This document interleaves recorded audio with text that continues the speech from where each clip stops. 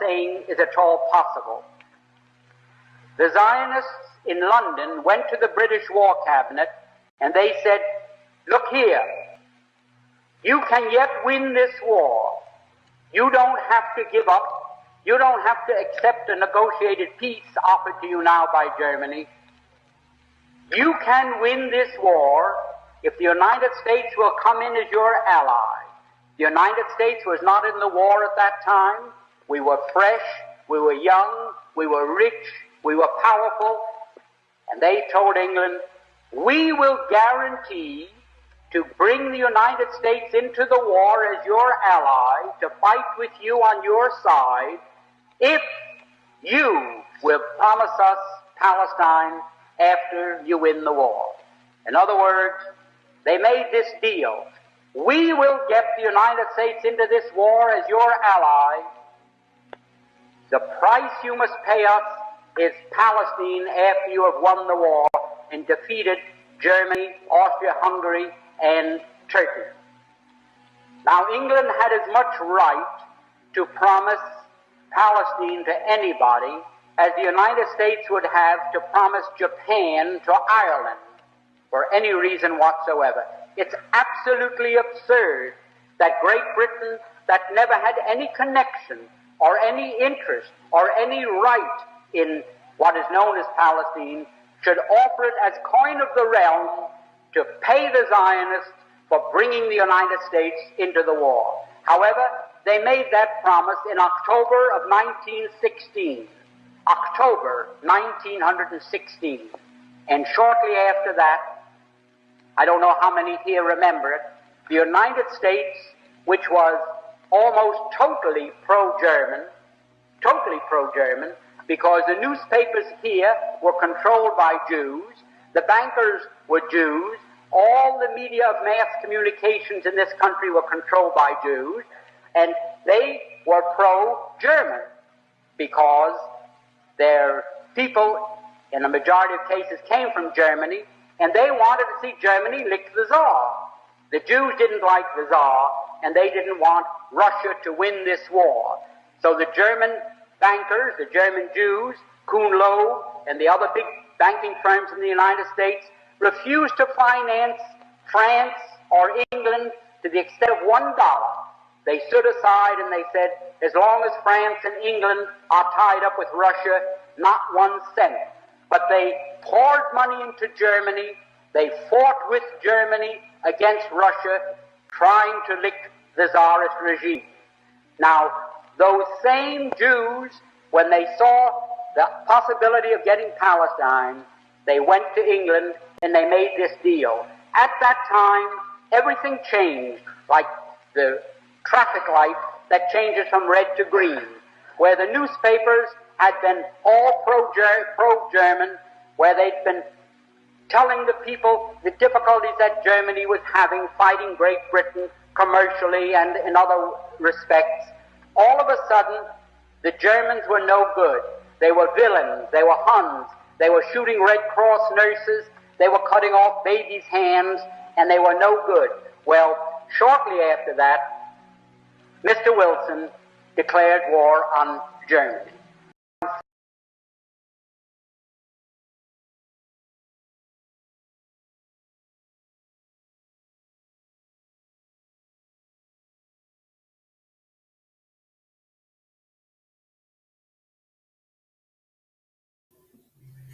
And Shalom, Israel.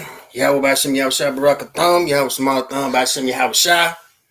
Says the ISUPK started out at 1 West 125th Street, Harlem, New York, under Commander General Yohana, Precinct Officer 500 Howard Moore. This is ISUPK, Kentucky, Sunday night. What you ain't learned in history class. This is episode 26. Now, you see the title. Episode 26, what you ain't learned in history class. And tonight, we finna get into who were the Khazars. All right. And if anybody's not familiar, I'm talking about the people that claim to be Jewish today. All right. AKA the Jewish people, AKA the small hats. Right. We finna get into who are the Khazars. Now, that first clip I played was from an individual named Benjamin Friedman, right? And he pretty much gave a breakdown on how the United States entered World War I.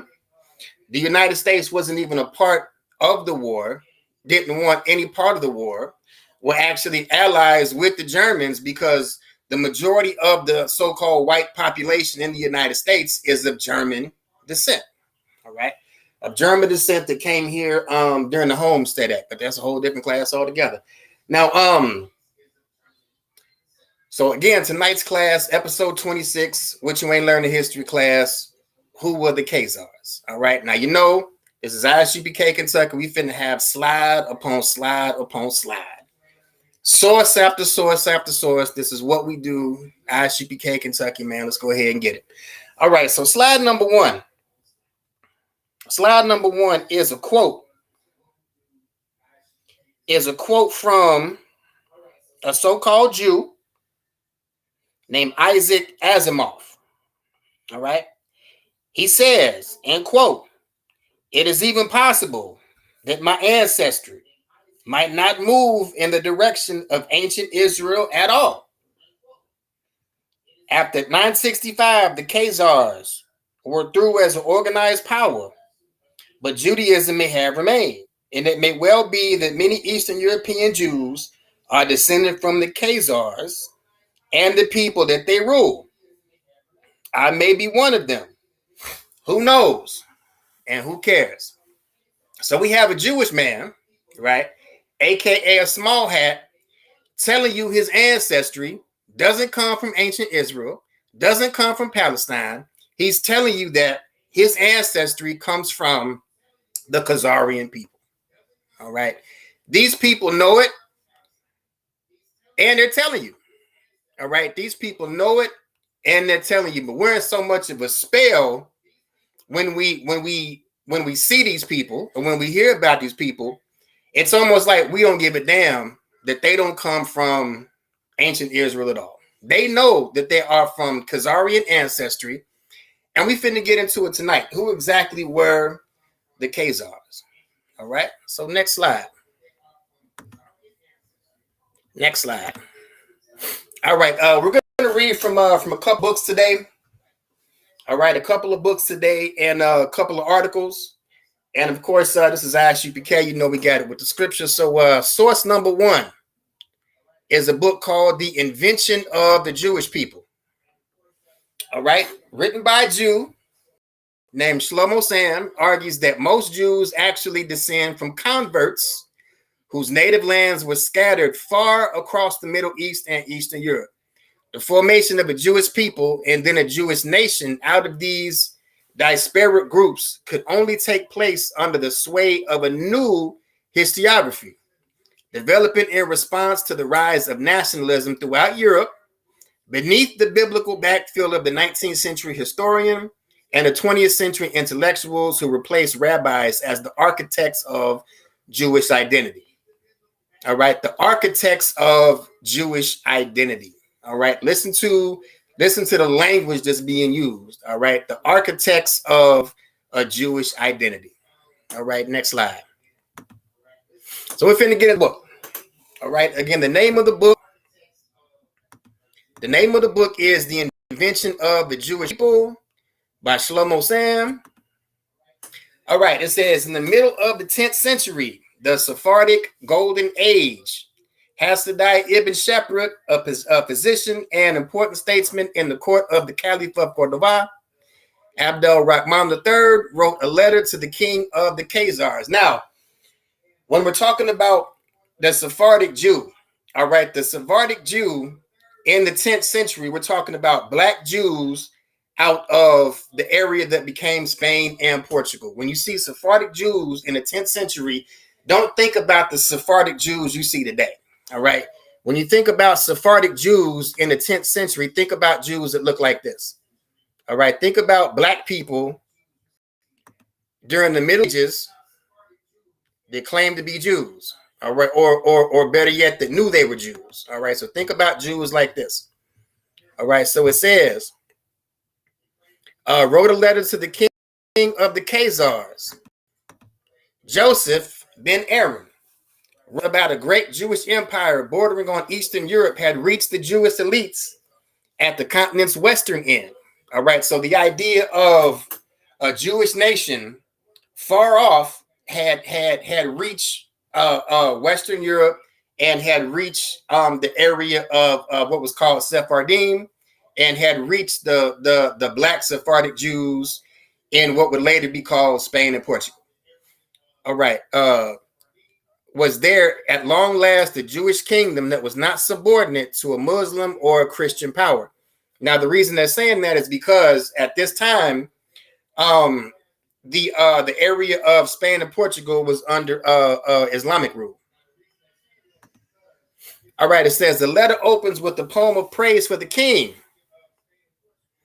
All right, Hasdai's secretary and the leading Hebrew poet of the Iberian Peninsula, followed by the writer's introduction of himself, of course, as a descendant of exiles from Jerusalem. So these black Jews, these black Sephardic Jews in Spain and Portugal knew they were exiles from Jerusalem. All right. And a description of the kingdom in which he lives, then he comes to the point. Merchants have told me there is a kingdom of Jews called Al-Khazar. All right, talking about the Khazars. And I didn't believe it because I thought they said this to please and approach me. I was puzzled about it until emissaries arrived from Constantinople. Now, Constantinople is in an empire called Byzantium, which is another area of Europe that was ruled by black people.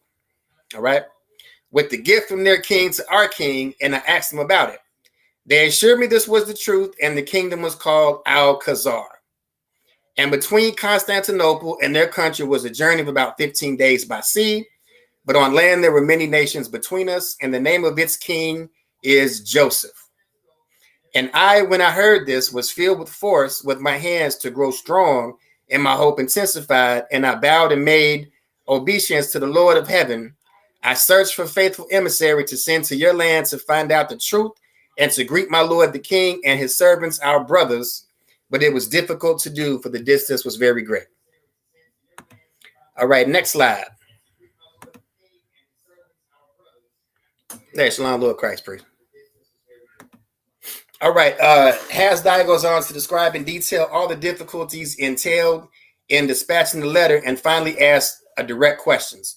Of what tribe is the king? What is the system of monarchy? Is it passed from father to son, as was done by the ancestors in the Torah? How big is the kingdom? Who are its enemies? And over whom does it rule? Does war take precedence over the Sabbath? What is the country's climate? And so forth. Hasdai's curiosity was limitless, for which he apologized courteously. It is not known how long it took for the Khazar's king to reply. But in the extant letter, King Joseph answered Hasdai's questions as best as he could. He described the origin of the boundaries of his kingdom. All right. And this goes on in history. It's known as the Khazar correspondence. All right. If I may, you could Wikipedia what's known as the Khazar correspondence. All right. It says Salakia. All right, it says, you have asked of what nation and family we are. All right. It is said that in his time, my ancestors were but a few, but the Lord granted them strength and boldness. And they fought with many great nations mightier than they were. And with God's help, they drove them out of their inherited country. Many generations passed until a king arose whose name was Bulan, a wise and God-fearing man who put all his trust in the Lord and removed all the sorcerers and idolaters that lived under the Lord's wing. This king summoned all his ministers and servants and told them all these things. They were content, and they accepted the king's judgment under the wing of Shechaniah. Then rose a king of his offspring named Obadiah, a righteous and honest man, who reformed the kingdom and set the law in proper order and built synagogues and seminaries and brought in many sages of Israel. All right, brought in many sages of Israel. All right, writing in an epic and ornate style, the king describes the conversion to Judaism. All right, so these people that are known as the Ashkenazi Jews today, all right, the people that we see with the curl, the people that we see with the little small hat in the back, all right, these people are descendants of people that converted to Judaism in the Middle Ages. All right, it says the conversion to Judaism enlists the reasons that moved his ancestors to prefer the Jewish religion over the other two monotheistic faiths, and a tone suffused with fervent belief in the Torah and the commandments. He goes on to describe the location of his kingdom, its size, population, and the power of his enemies and rivals, the Russians and the Ishmaelites. Now, when it's talking about he chose the Jewish religion over the other two monotheistic faiths, there was a story during the Middle Ages about the conversion of the Khazar people, and it was supposed to be a conversation between the Khazar, whose king, their kings were called Khagans, a Muslim, a Jew, and a Christian. Well, the story goes that the Muslim was killed en route; he never made it. So the Khagan or the Khazar had a conversation with the Christian and the Jew. And the Jew pretty much said that my religion was first and his religion comes out of mine. Right. And so that's what made the Khagan or the king of the Khazars pick the Jewish religion. All right, it says various literary embellishments and additions to old texts led some scholars to conclude that these letters, especially the king's reply, were not written in the 10th century. It might be forgeries or emendations by Muslim authors. There are two versions of Joseph's letter, a long one and a short one, but certain terms in the short version do not belong in the Arabic lexicon, and its original author was not part of the Muslim cultural world. Moreover, the distinctive linguistic use of the biblical Hebrew reversing connection indicates that Hasdai's letter and the king's reply were not written by one hand.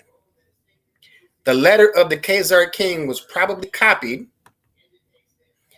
but certain terms in the short version,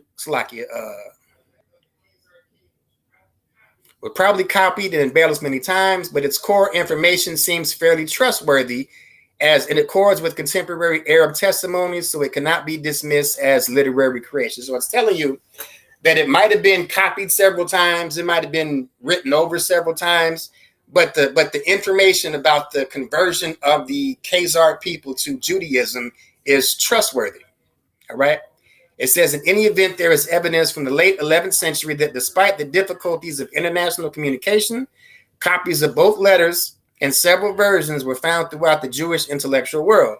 For example, Rabbi Yehuda al-Barziloni, who questioned the accuracy of these copies, commented, "We have seen some versions of the letter written by Joseph, the king, son of Aaron, the Khazar prince, to Rabbi Hasdai, son of Yitzhak, and did not know if it was true or not. Finally, through this sharp scholar who detested fables, became convinced, and he admitted as such, that Khazars were proselytized and had proselyte kings. I have heard that all this is written in the books of the Ishmaelites who were living then and wrote about it in their books. He therefore copied the letter of King Joseph and quoted it as a part of his own work." So the sharpest scholar of the day is saying that this is accurate information. All right, the sharpest scholar of the day is saying this is accurate information. All right, next slide. It says, it is almost certain that the 12th century Rabbi Yehuda Halevi was familiar with the correspondence. He ascribed the conversion to Judaism by the Khazar monarch to a three-sided monotheistic brainstorming session. Its depiction in the opening of his work, the Kuzari, is adapted from King Joseph's letter with some changes to style and detail. It should be noted that Rabad, who was several decades younger than Yehuda and was one of the fathers of Kabbalah in Provence, wrote of Eastern Europe. There were Khazar peoples who proselytized and their king Joseph sent a letter to the president, Rabbi Hasdai, son of Yitzhak, ben Shepra, to tell him that he followed the rabbinate, and so did all of his people. He goes on to say that when in Toledo, he met Jewish students who told him they were Khazars and faithful to rabbinical Judaism. All right. It says, whereas the histories of the Judaized Hammerites and Berbers were all but erased from general consensus, it was more difficult to leave blank pages the case of the Khazars. So what is it saying? That these Berbers, these North Africans, as was thought in this time period, were converted to Judaism. That wasn't the case. All right. Again, the only Jews, there's no so-called white Jew at this time. All right. The only Jews that we have at this time were black people. All right. It says, in the first place, the secular modern public knew about the Khazari, the theological treatise completed in 1140 of the Common Era by Yehuda Halevi, a highly respected figure in Jewish tradition and a canonical one in Zionist culture because of his association with the Holy Land. Second, there was a massive historical evidence about the Khazar kingdom from Arabic, Persian, Byzantine, Russian, Armenian, Hebrew, and even Chinese sources. They all agreed that it was very powerful, and many of the sources also referred to its unexpected conversion to Judaism. So we have a group of people from the Caucasus Mountains, a group of people called the Khazars, converting to Judaism, and it's in Arabic sources, Persian sources, Byzantine sources, Russian, Armenian, Hebrew, and even Chinese sources. All right, so this is no longer a hypothesis who the so-called white Jew is. All right, it's no longer a hypothesis about who the white Jew is. All right. So it says, furthermore, the historical standing of this kingdom and the events that followed its breakup had been echoed in the earliest Jewish historiography in Eastern Europe, which battled the issue for decades. Even Zionist reconstructors of the past hesitated for a long time to tackle the subject, and few of them attempted to research it with appropriate thoroughness. Well, of course they wouldn't, because if they told the truth about who they were, they knew they had no claim. They knew that Zionists knew that they had no claim to Palestine, no claim to ancient Israel because their ancestors ain't from there. All right. But the widespread interest in the Khazar kingdom eventually began to shrink and all but evaporated with the memory establishment in Israel after some 10 years of existence. All right. So after 1948, when these people established themselves in our homeland, and when I say our, I mean so-called Black, Hispanic, and North American Indian, there was no more talk about the Khazars. All right. It says, although the medieval kingdom of the Khazars existed in distant obscurity, and no gifted theologians have praised and immortalized it as the biblical authors had done in their time and place, it is, however, attested by external sources far more varied and abundant than exist in the kingdom of David and Solomon. Jewish Khazaria was, of course, immeasurably bigger than any historical kingdom in the land of Judah, and it was also more powerful than the Himyar in the desert realm of Diyat al-Kahina, which is an area in North Africa. All right, the story of the Khazars is fascinating. It begins in the 4th century. All right, so now we're taking their conversion back a little bit. All right, it begins in the 4th century with some nomadic tribes accompanied by the Huns, more so-called white people, as they surge westward. It continues with the rise of a great empire in the steppes along the Volga River and the northern Caucasus, and ends it with the Mongol invasion in the 13th century, which wiped out all traces of this extraordinary kingdom. And the reason that all traces of that kingdom were wiped out because after the Mongols invaded Khazaria, the Khazars split and went west into Eastern Europe and went east into Russia. All right, so when we're talking about the Caucasus region, all right, it just told you that the Khazarian Empire was a great empire in the steppes along the Volga River and the northern Caucasus. So it's talking about this area right here. All right, we're talking about people. We're talking about people that lived in holes. All right, as the Bible says, in the clefts of the rock. All right, we're talking about people that lived in holes, people that lived in caves. We're talking about literal Flintstones. All right, literal Fred Flintstone, Barney Rubble. Right, in the Middle Ages. All right, in the Dark Ages. In the Dark Ages, when so-called black people ruled the empire of Byzantium, so-called white people lived in holes. All right, and these are the people that started the Khazar Empire, and these are the people that converted to Judaism in later centuries, and these are the people that we think of when we think about Jewish people today. All right, they come from the holes and the caves of the Caucasus Mountains. All right, next slide. It says the Khazars were a coalition of strong Turkic or Hunnic Bulgar clans, again, more so-called white people, who, as they began to settle down, mingled with the Scythians, who were also more so-called white people, who had inhabited these mountains and steppes between the Black and Caspian Sea. It's talking about these mountains right here. All right, the Caucasus Mountains. All right. It says, at its peak, the kingdom encompassed an assortment of tribes and linguistic groups, the Alans and Bulgars, Magyars, and Slavs. 4 more groups of so-called white people. Slaki.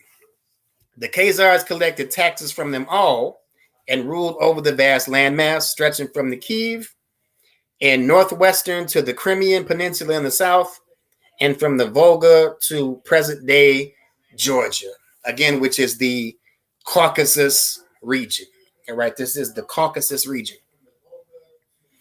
All right, from the 6th century on, the Persian testimonies followed by Muslim ones shed lights on the early stages of the Khazar saga. They invaded the Sassanid kingdom and harassed its border inhabitants. They got as far as the area around Mosul in today's Iraq. In the early 7th century, during the reign of the Persian king Khosrow II, married a marriage with the Khazar king's daughter, sealed the alliance that enabled the Persians to build fortifications and passes of the Caucasus Mountains. So we have the Persians intermarrying with the Khazars. The remains of these fortifications against Khazar invasions can still be seen. Armenian and Byzantine sources reveal that in the following years, the Khazar kingdom formed an alliance with the Eastern Roman Empire in a struggle against the Persians. So this Eastern Roman Empire is the Byzantine Empire. All right, the Byzantine Empire, again, this was an empire ruled by black people. All right, the Byzantine Empire was started by slave rebellions, from former slaves that went into Europe after the fall of Jerusalem in 70 AD. All right, these same former slaves of the Roman Empire rose up and started their own empire in Eastern Europe. All right. So it says the 7th century Armenian bishop Sibos writes the history of Hercules. They, the Armenian nobles, went to serve the great Kagan, king of the northern lands, and the comment of their king, the Kagan, they marched through the Jor Pass to come to the aid of the king of Greece. And when it's talking about the king of Greece, it's talking about the king of the Byzantine Empire. All right, the Kagan, this being the title of the ruler of Khazaria, maintained extensive relations with the Byzantine Empire. Future Emperor Justinian II, a so-called black man, who had been exiled to Crimea, escaped at the end of the 7th century to the Khazar kingdom, where he married a Khazar princess. So now we're going to get into the conversion of the Khazar people. All right. Future Emperor Justinian II, a so-called black man, escaped at the end of the 7th century to the Khazar kingdom, where he married a Khazar princess. She was rebaptized as Theodora who would later become a powerful empress. Nor was this the only marital tie between the realms. In the 10th century, the ruler and author Constantine VII, another black man, wrote that Emperor Leo, another black man, allied himself by marriage with the Kagan of Khazaria and accepting his daughter as a wife for his son Constantine V, shaming the Byzantine Empire and himself because he thereby abandoned the precepts of his forefathers and treated them with disdain. So, even at this day and age, all right, even in the so-called Middle Ages, all right, so-called Dark Ages, there was an issue with interracial marriage. There was an issue with interracial marriage between the Byzantines and the Khazarians, and you're going to slowly start to see the culture of black people being adopted by the people in Khazaria. All right. We're going to see the slow conversion of Khazarian people, so-called white people, the so-called conversion and the adoption of black culture amongst the Khazarian people. All right. Next slide. All right. This non-traditional interdynastic match took place in 7 CE, and the son born of it became the emperor who was known as Leo the Khazar. All right, so Leo the Khazar had a black father from Byzantium and a white mother from Khazaria, and he was known as Leo the Khazar. All right, this was also the zenith of diplomatic relations between the two mighty kingdoms. The Khazars succeeded in the course of many battles to halt the Muslims' northward sweep and temporarily saved the Byzantine Empire from a menacing encirclement that would have precipitated its collapse. So, allying with the Khazars for a time is what stopped the Muslim invasions. All right, it says the many battles between the Muslims and Khazars were described by numerous Arab chroniclers who had no qualms about copying each other's work. All right, let's skip down. It says this was in 730 CE, but the response was not long in coming. After a tremendous logistical effort and more battles, the Arab armies managed to repel the determined army. The commander, who would later be Caliph Marwan II, led even stronger forces in the Khazaria itself, and his condition for withdrawal was the conversion of the Kagan to Islam. So the Khazarians got damn close to becoming Muslim. All right. The Khazarian sovereign accepted, and the Arab armies retreated to the Caucasus, which was agreed as the final boundary between Khazaria and the Muslim world. As we shall see, the temporary conversion of the pagan Khazar kingdom was not very meaningful, though many of its subjects accepted the faith of Muhammad. All right. It says most sources depict the Khazar kingdom as having a highly original dual government, a supreme holy leader as an active secular leader, Ahmed ibn Fadlan, a diplomat and author who was sent by Caliph in 921 to the Bulgar country by the Volga, crossed Khazaria and described it in his rare travel notes on the Khazars and their powerful in their political system. So it's going to go into the political system of the Khazars. Again, a lot of this they adopted from the Muslims. As you can see, it says he called the great Kagan and his deputy called the Kagan Bey. Now, Bey is a word that's used in Islam. It kind of means governor. All right, governor or mayor, something like that. So you see the influence of Islam in Khazaria, and you're going to start to see the influence of Judaism in Khazaria. All right, it says,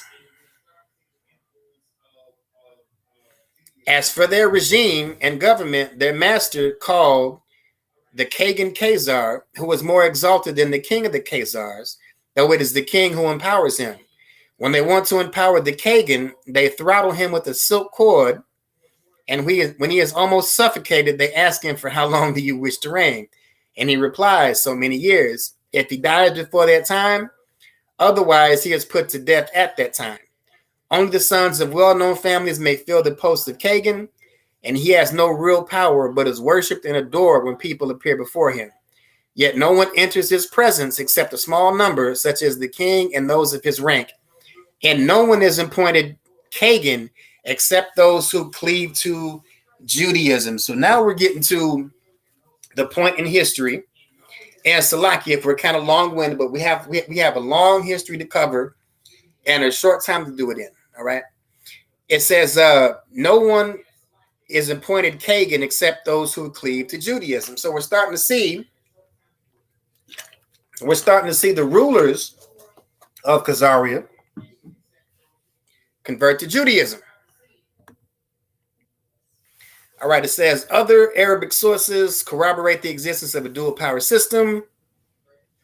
This was an efficient regime. It maintained a mystique about the great Kagan and utilized the most gifted and competent prince as the Bey, who functioned as military viceroy, and the halo of sanctity that hung over the Kagan did not stop him from maintaining a harem of 25 women and 60 concubines, though this was not necessarily in devout emulation of the biblical king of Solomon.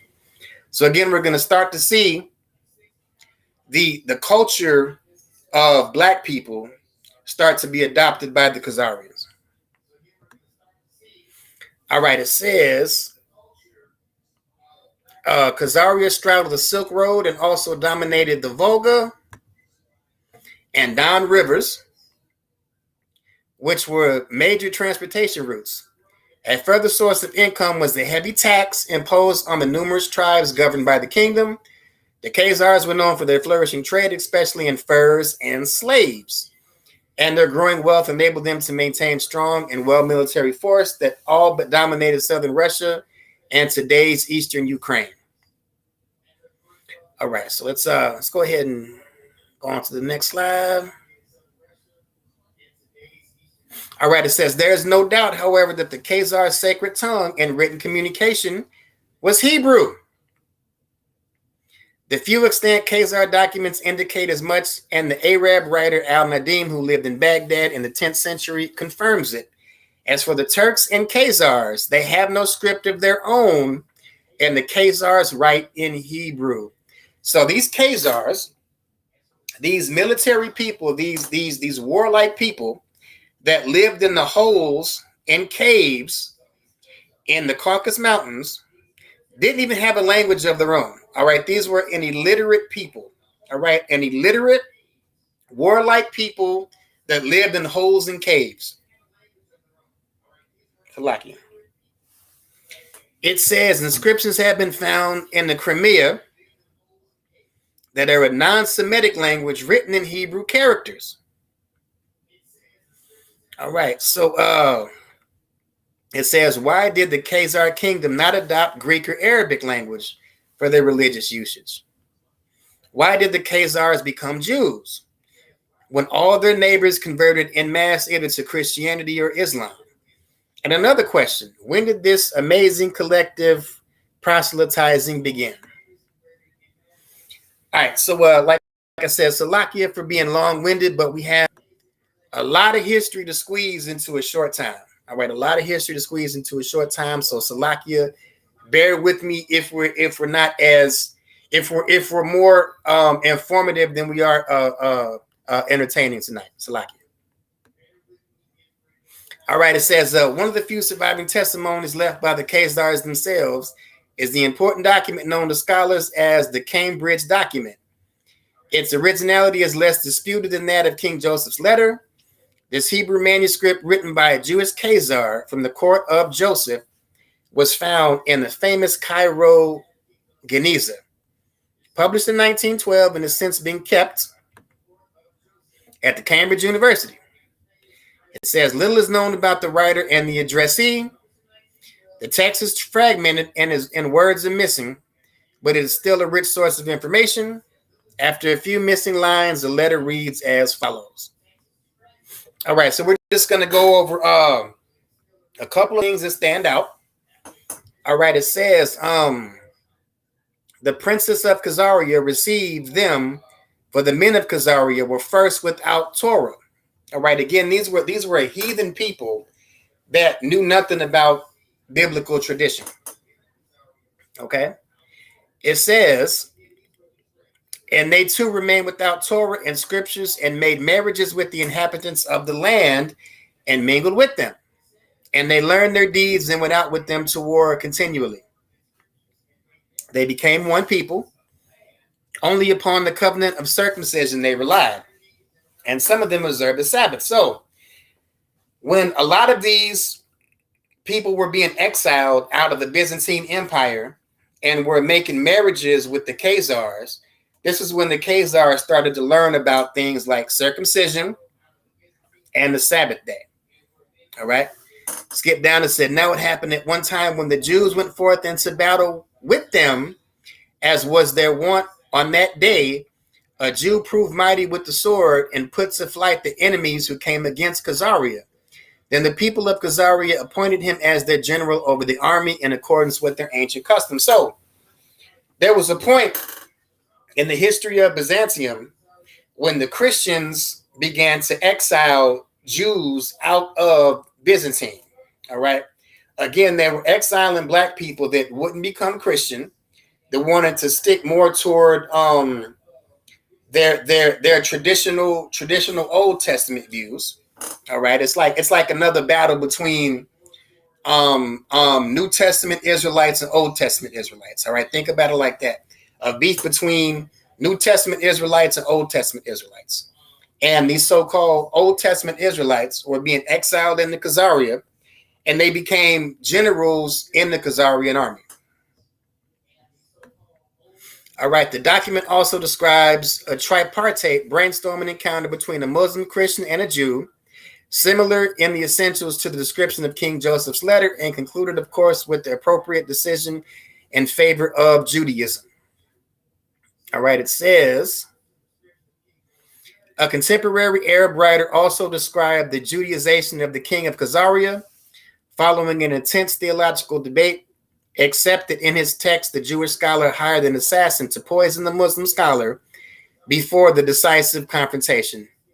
And in the way, the Jew turned the king to his religion and converted him. So we're talking about black people, black Jews, converting Khazarian people to their religion, to their culture. All right, it's a myth. It's a myth in the so-called conscious community that these people stole our identities. All right, these people didn't steal our identities. We freely gave it to them. All right, just like we've done throughout history, we freely gave our culture to these people. All right, it says the rest of the so-called Cambridge document, like its opening, suggests interesting hypothesis concerning the Judaization of the Khazars.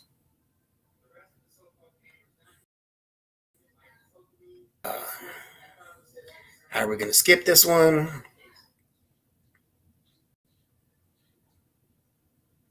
How are we going to skip this one? Okay. We're going to skip to the bottom. It says the great mass of proselytizing campaigns that began in the 2nd century BC. So it's talking about earlier people in Khazaria being converted. All right, the 2nd century BC, with immigrants who convinced the pagans that their faith was preferable. The great mass proselytizing campaign that began in the 2nd century BC with the rise of the Hasmonean kingdom, more black people, reached its climax in Khazaria in the 8th century. All right, I'll read it again.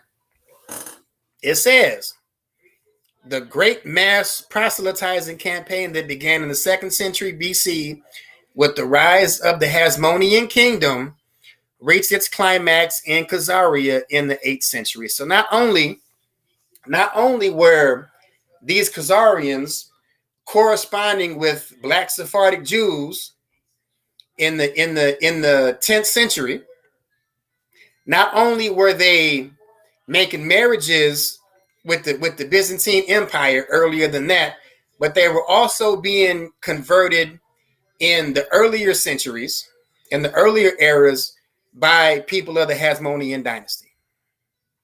All right, by earlier people of the Hasmonean dynasty. All right, it says, as for the Jews, they are the king and his court, and the Khazars his people. The Judaization of the king of the Khazars took place in the caliphate of Harun al-Rashid.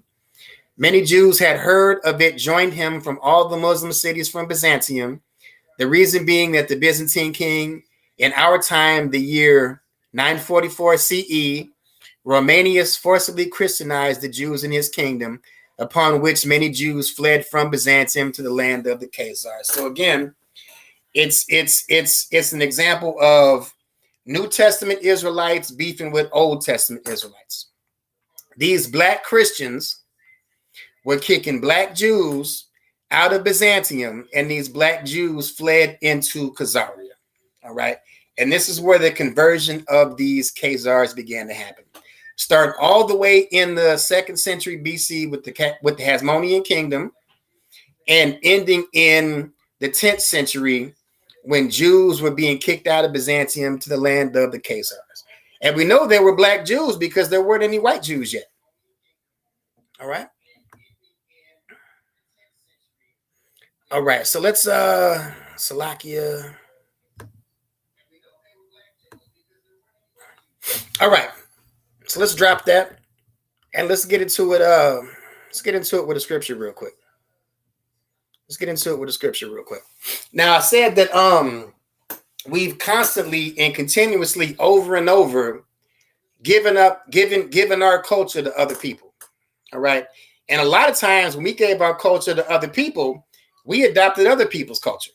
All right. But let's go to 2 Kings 17 and 24. 2 Kings 17 and 24. And the king of Assyria brought men from Babylon and from Cutha and from Ava and from Hamath and from Sephardim, and placed them in the cities of Samaria instead of the children of Israel. And they possessed Samaria and dwelt in the cities thereof. All right. So it's talking about when the northern kingdom of Israel were being sent into exile by the Assyrians, and heathen nations were being brought into where the northern kingdom used to live in the land of Israel. All right, verse 25. And so it was at the beginning of their dwelling there that they feared not the Lord, therefore the Lord sent lions among them and slew some of them. Verse 26. Where they spake to the king of Assyria, saying, the nations which thou hast removed and placed in the cities of Samaria know not the manner of God of the land, therefore he hath sent lions among them, and behold, they slay them because they know not the manner of the God of the land. So these heathen nations, just like the Khazarians were in later centuries, didn't know the manner of God, didn't know the manner of the Most High, didn't know the customs of the Most High. All right, drop down to verse 27. Then the king of Assyria commanded, saying, carry thither one of the priests whom ye brought from thence, and let them go and dwell there, and let him teach them the manner of the God of the land. So the king of Assyria, he's basically saying, these Israelites we brought into captivity, send a few of their priests back, or send one of their priests back, so they can teach the heathens how to live there and how to live in accordance with the Most High. Verse 28. Then one of the priests whom they carried away from Samaria came and dwelt in Bethel, and taught them how they should fear the Lord. All right. And taught them how they should fear the Lord. I'll read it again. 2 Kings 17 and 28. Then one of the priests whom they had carried away from Samaria came and dwelt in Bethel, and taught them how they should fear the Lord. This is the same thing that happened with the Khazarian conversion in later centuries. All right. In later centuries, our ancestors actually taught the Khazarians our culture, and that's how the religion of Judaism was developed. All right, that's how these people became Jews. Again, it's a misconception that they stole our identity, that they stole our culture. No, we gave it to them. All right, from the 2nd century with the Hasmoneans, who were teaching the Israelite culture to Khazarians, to the Jews being exiled, to Black Jews being exiled from the Byzantine Empire by Black Christians. All right, you see the Black Christian on the right, you see the Black Jew on the left. All right, there was a beef between Black Jews and Black Christians in Byzantium during the Dark Ages. And a lot of these Black Jews were being exiled into Khazaria. And again, the Khazarians were adopting our culture that way. And then finally, in the 10th century, Black Sephardic Jews from Spain and Portugal were corresponding back and forth with the kings of the Khazarians. All right. And that's how these people adopted Israelite culture. All right. So the next thing we're going to read from, and of course, everybody in the UPK has heard of this, 13th Tribe, Arthur Kessler.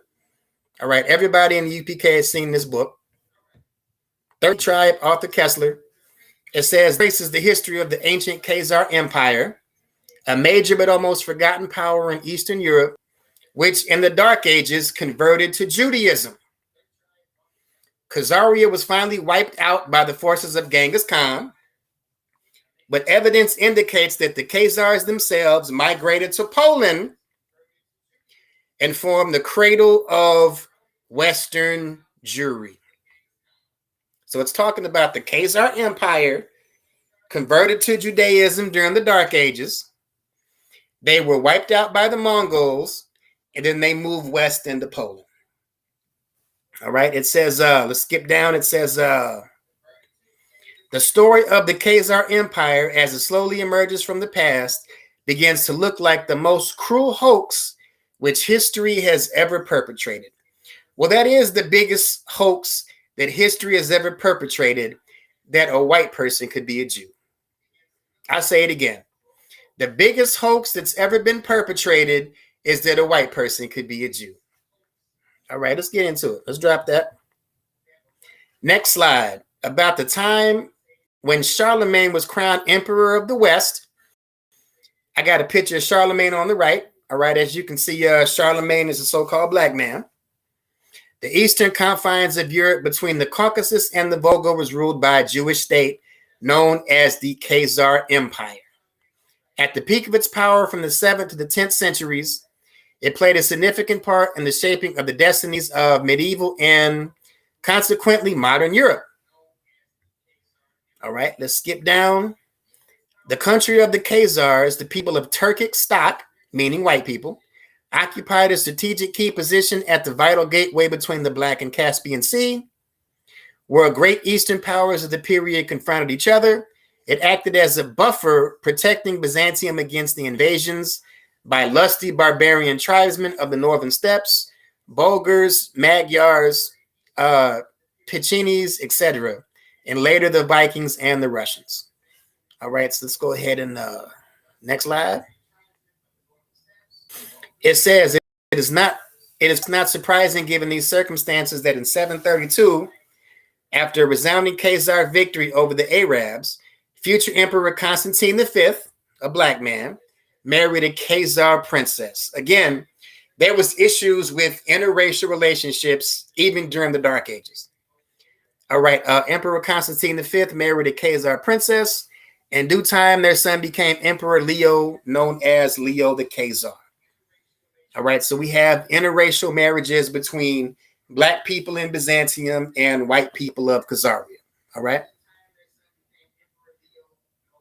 All right, let's drop that one. All right, it says,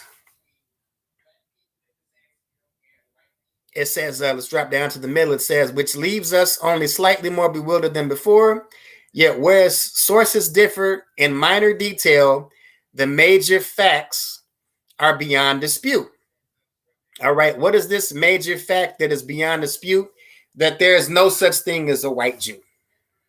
All right, we'll drop down to the bottom. The far-reaching implication of this hypothesis may explain the great caution exercised by historians in approaching the subject, if they do not avoid it altogether. Thus, in the 1973 edition of the Encyclopedia Judaica, in the article Khazars is assigned by Dunlop, there is a separate section dealing with the Khazar Jews after the fall of the kingdom, signed by the editors and written with the obvious intent to avoid upsetting believers in the dogma of the chosen race. Now, the reason it's saying that is because a lot of people are scared to touch this topic, and to keep it a buck 44 with you, a lot of the things that we're bringing out tonight, you could be arrested in certain countries for. All right, some of the things we're bringing out tonight, you can be arrested in certain countries for. All right, let's go ahead and drop this one. Let's go ahead and drop this one. All right, skip down to the bottom. It says, it was written before the full extent of the Holocaust was known, but that does not alter the fact that the large majority of surviving Jews in the world is of Eastern European and thus perhaps mainly Khazar origin. If so, this would mean that their ancestors came from the Jordan, not from the Jordan, but from the Volga, not from Canaan, but from the Caucasus, once believed to be the cradle of the Aryan race, and that genetically they are more closely related to the Hun, white people, and Magyar tribes, white people, than to the seed of Abraham, Isaac, and Jacob. All right, these people that call themselves Jews are not related to Abraham, Isaac, and Jacob. They're from the Caucasus Mountains, and it says once believed to be the cradle of the Aryan race. The story of the Khazar Empire, as it slowly emerges from the past, begins to look like the most cruel hoax which history has ever perpetrated. Again, the biggest hoax that history has ever perpetrated was that a white person could be a Jew. All right, let's skip this one. All right, let's skip this one.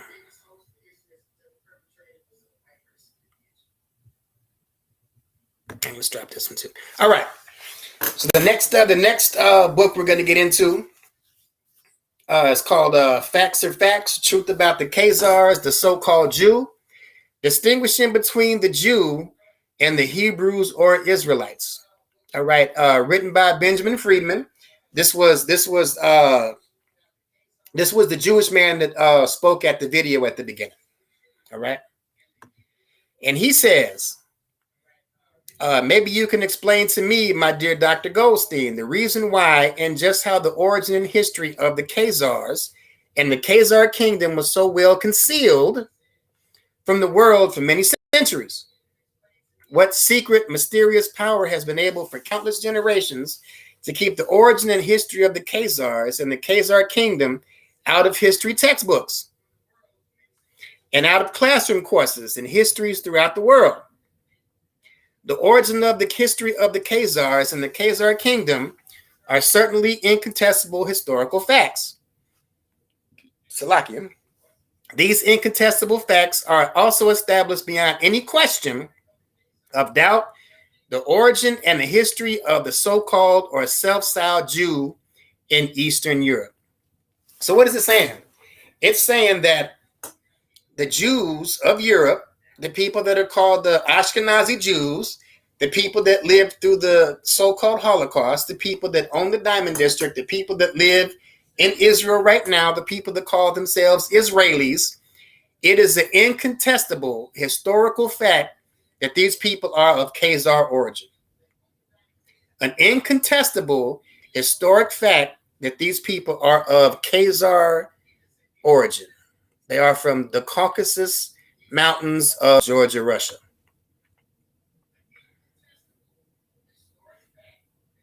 All right, let's skip this one. All right, it says King Bulan and his 4,000 were promptly converted by rabbis imported from Babylonia for that event. Phallic worship and other forms of idolatry were thereafter forbidden. Phallic worship was a part of Khazar culture. All right, it was a part of Khazarian culture. It was a part of the culture of the people of the Caucasus. Now, there's a good book on the history of the people of the Caucasus Mountains. It's written by Michael Bradley, and it's a book called The Iceman Inheritance. All right, if you want to get into the origin of the people of the Caucasus and you want to get into the mentality of the people of the Caucasus, if I may, check out a book called Iceman Inheritance. All right, it says the converted Khazars were the first population of so-called or self-styled Jews in Eastern Europe. So-called or self-styled Jews in Eastern Europe after the conversion of the Khazars. The descendants of the Khazars converted to Talmudism, or what is now known as Judaism, by the 7th century mass conversion of the Khazar population. So again, these Jewish people in Europe, it's going to say it over and over and over again, that these people are not related to Abraham, Isaac, and Jacob. These people are from the Caucasus Mountains.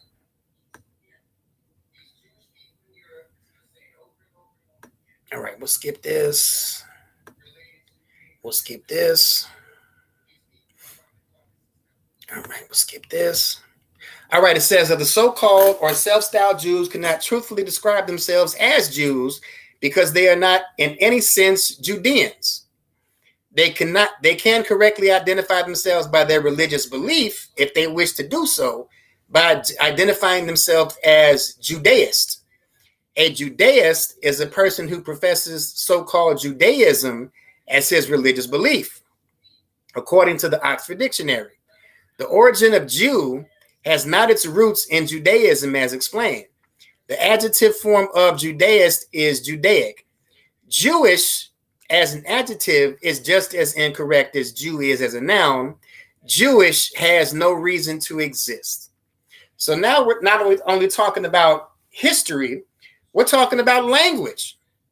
All right, according to the Oxford Dictionary, the term Jewish doesn't even have a reason to exist. All right, show this to a person wearing one of them little small hats and them little curls on the side. Show him this and see what he says. It says, according to the Oxford Dictionary, the term Jewish shouldn't even exist. All right, see what he says about that. Again, find one of them small hats, find them little curls on the side of their head, and show them that according to the Oxford Dictionary, the term Jewish shouldn't even exist. All right. It says relentless research established as equally true that the so-called self-styled Jews of Europe at no time in their history could be correctly regarded as the direct lineal descendants of the legendary lost 10 tribes of Bible lore. The so-called or self-styled Jews of Europe in modern history cannot legitimately point to a single ancient ancestor who ever set foot in the soil of Palestine in the era of biblical history.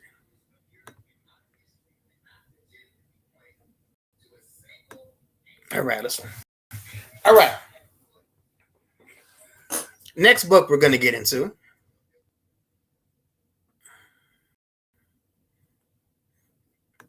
All right, the next thing we're going to get into is called The Rise and Fall of Esau's Empire.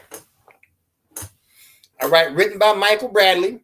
This was the same cat that wrote the book I told you about earlier, The Iceman Inheritance. All right, he also wrote a book called Chosen People of the Caucasus. All right, a brief psychobiological history of the Western world from 80,000 BC until 9/11. All right. It says in 740 AD, a numerous Russian steppe tribe converted to Judaism because of geopolitical pressures of the time, called Khazars by chroniclers of the day, were direct descendants of Attila the Hun, who had retreated back to the Volga after Attila's defeat at the Battle of Chalons in France and Attila's death 2 years later in 453. Their capital city, Khazarian Atil, was the lower Volga near the Caspian Sea, still the Bahir al-Khazar in Arabic, or the Khazarian Sea. Once becoming Jewish and chosen, these ex-Hun Khazars gave the word slavery to the world by selling Slavic people captives in previously unimagined numbers. So the word slavery and the idea of enslaving people in mass by race comes from these Khazarian people. Again, once becoming Jewish and chosen, these ex-Hun Khazars gave the word slavery to the world by selling Slavic captives in previously unimagined numbers.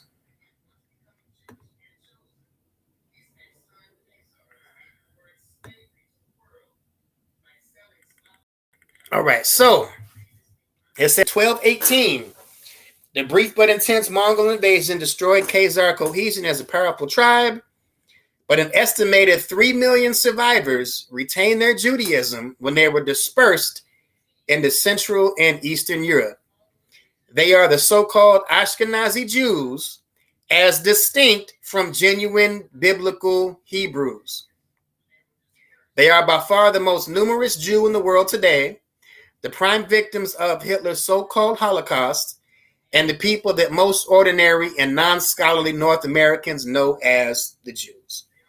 All right, there it is right there.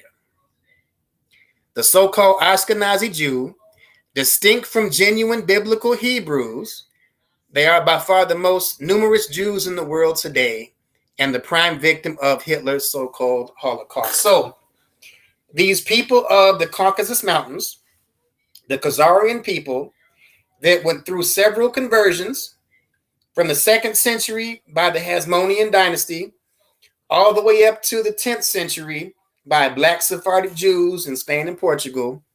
These people were the ones that Hitler had in his so-called Holocaust.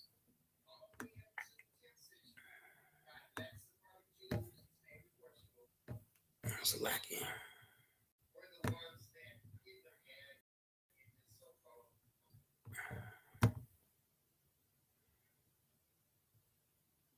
All right. The truly significant difference was that in 1947, 1948, modern Israel was to be populated by Ashkenazi Jews and not the biblical Jews.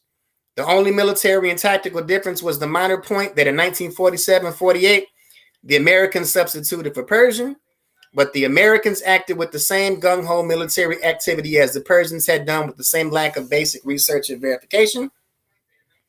It is very obvious the so-called Holocaust of the Nazi era and World War II played an important part in creating American and even world sympathy for those Eastern European Jews who survived. This sympathy permitted North American Jews using Hollywood movies publicly and much money privately to lobby for and promote the creation of modern Israel as the place where the always victimized Jews can be safe. All right.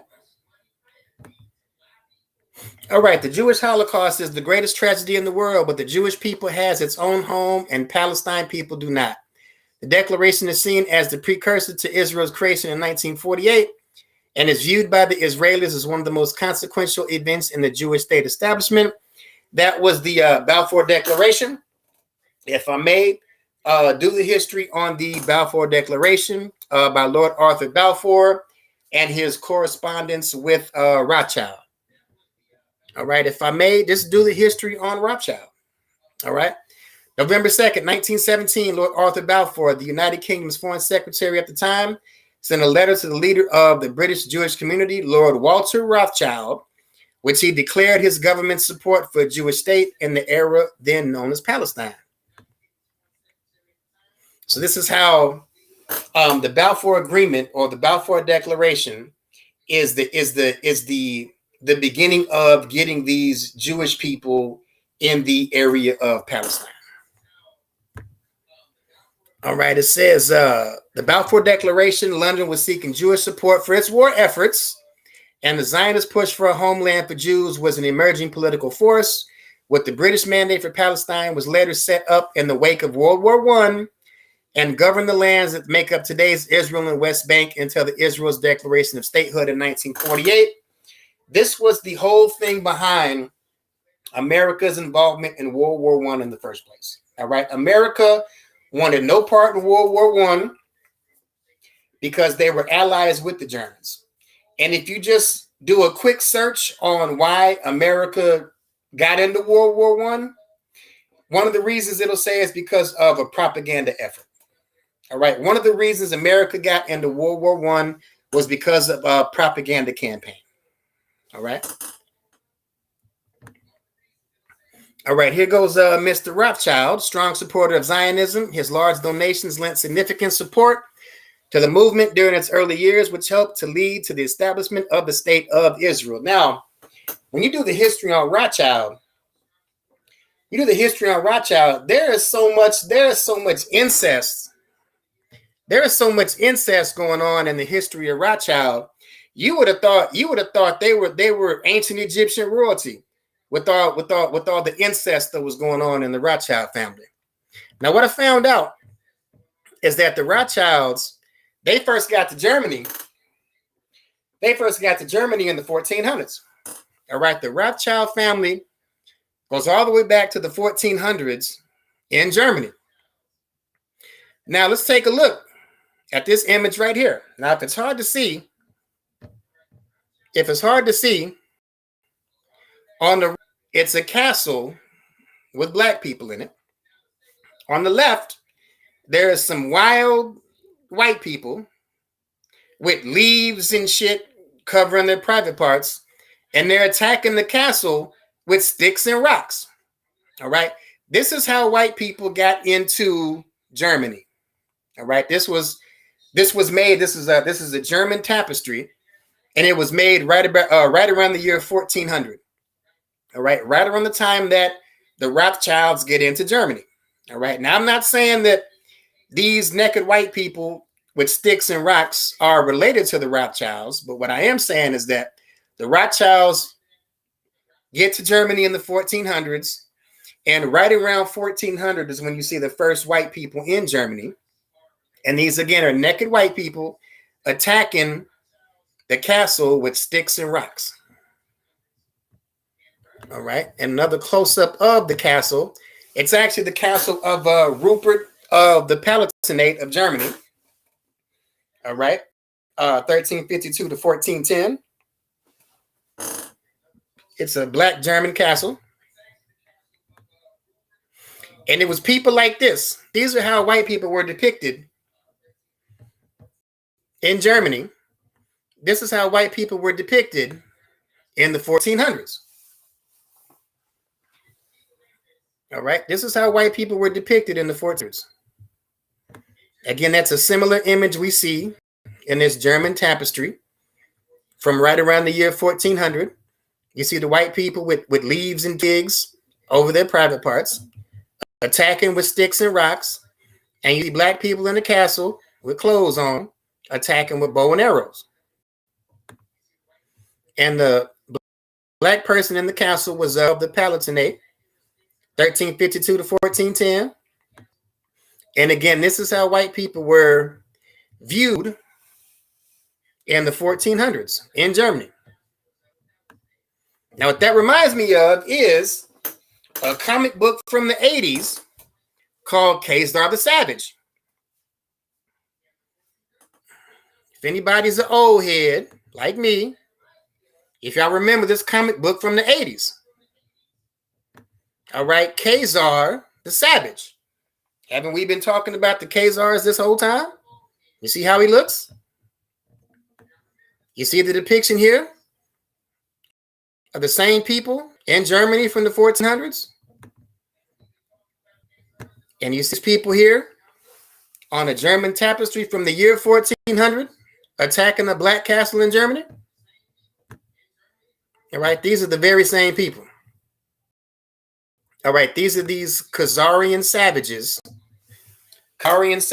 that converted to Judaism and became the modern day Jew or the modern day Jewish people. All right, it's been in our face the whole time. Again, as old as me, and remember this comic book from the 80s. Go ahead and type in the chat. All right, called Khazar the Savage.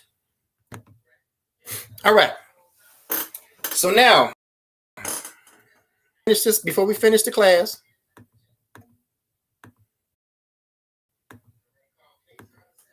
All right.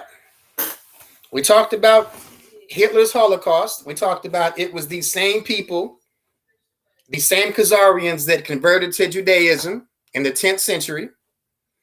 All right. In the 1300s, their empire was destroyed by the Mongols. They fled into Poland. They went into Germany. We just saw the images of the first white people in Germany, how white people were depicted by black Germans in the 1400s. We read that these were the same people that went through Hitler's Holocaust in World War I. Now you can Google this. Sources Wikipedia. The Holocaust was the genocide of European Jews during World War II. Keep that in mind. During World War II, between 1941 and 1945. Keep that in mind. World War II, 1941, 1945. Nazi Germany and its collaborators systematically murdered some 6 million Jews across German-occupied Europe. Okay? So World War II, 1941 and 1945, 6 million Jews were murdered. All right? Now,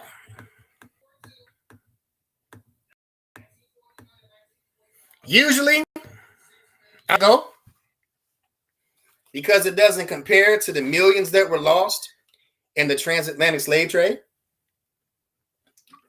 It doesn't compare to the millions of the indigenous people of the Americas that died by smallpox. So usually I wouldn't even talk about it, but we finna talk tonight. All right? June 6th, 1915. Now we just read 6 million Jews, World War II, around 1945. Right here in the Sun Tribune, June 6, 1915. 6 million Jews are being persecuted, hounded, humiliated, tortured, starved, and slaughtered. Now, we just read the Holocaust story. World War II, 1945, 6 million Jews. We're right here in 1915. We're hearing about 6 million Jews. Next slide. New York Times, October 18th, 1918. 6 million souls need help to resume normal life when the war ended. $1 billion fund to rebuild Jewry. All right, so another 6 million story. Next slide. New York Times, Monday, September 8th, 1919. Mass meeting hears that 127,000 Jews have been killed and 6 million are in peril. Next slide. July 20th, 1921. Begs America saves 6 million in Russia. Next slide. This is New York Times, November 12th, 1919. The successive blows of contending armies have all but broken the back of European Jewry. He said, and have reduced to tragically unbelievable poverty, starvation, and disease about 6 million souls, or half the Jewish population. Next slide. Atlanta Constitution, February 23rd, 1920. Atlanta Jews to arise to the occasion and to contribute to the emergency fund in order that the lives of 6 million Jews may be saved.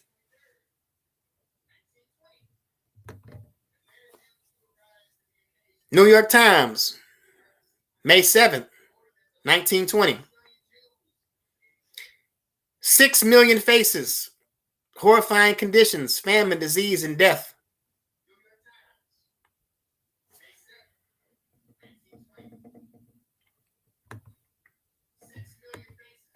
And then again, World War II, 1941 and 1945. 6 million Jews. All right. How many times have they claimed this 6 million story? How many articles, how many newspaper clips did I just show you where they claim this 6 million story? Again, normally I wouldn't do this. Normally I would say, fine, go ahead, you can have it, because it doesn't compare to the millions of people lost in the transatlantic slave trade. It doesn't compare to the millions of indigenous people that died from smallpox. But we have 1 article, 2, 3, 4, 5, 6, articles from different time periods, all claiming 6 million Jews are in jeopardy. All right. So we're going to end it with a scripture. The book of Revelation, chapter 3, verse 9. Behold, I will make them of the synagogue of Satan, which say they are Jews and are not, but do lie. Behold, I will make them to come and worship before thy feet, and to know that I have loved thee. All right. The synagogue of Satan, which say they are Jews and are not, but do lie. So with that, we'll go ahead and end it. Shalom. Yahweh B'Ashem, Yahweh Shah Barakatham. Yahweh Shemar Latham B'Ashem, Yahweh Shah. Class dismissed.